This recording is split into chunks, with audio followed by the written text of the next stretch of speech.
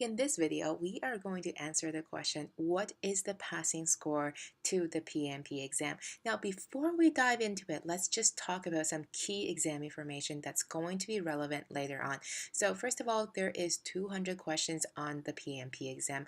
175 of these questions are marked and 25 of these questions are unmarked. However, you won't know which questions are unmarked, so you have to answer every single question as if it is marked.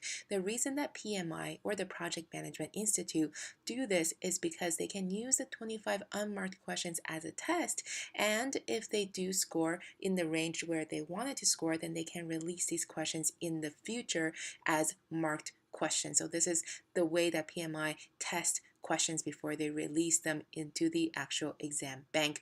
Now you have 4 hours to complete the exam. You can take as many or as little breaks as you want. Anytime you take a break, this will count towards your exam time.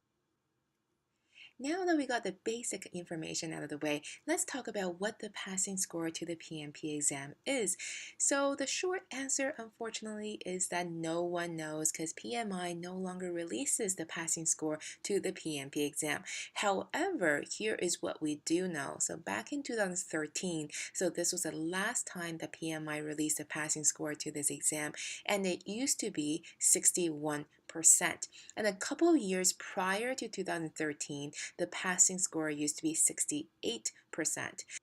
Now, because the PMP exam did not get significantly easier or harder since 2013, and the number of people who have been passing the exam has relatively stayed stable, so it's relatively the same number of people or percentage of people who are still passing this exam. Because of these two things, we think that the passing score will still have to be within the 61 to 68% range, and we deduct that because the exam hasn't gone harder or easier, and the number or percentage of people who are passing is still relatively the same.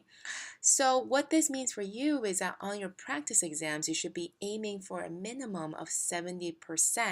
80% or higher is probably preferable because it gives you a higher margin for errors, but you definitely on your practice exams, when you're going into your PMP, you definitely want to do practice exams and score 70% or higher on your first try. So it doesn't count if you take the exam once, looked at all the answers, and take it again and get over 70%.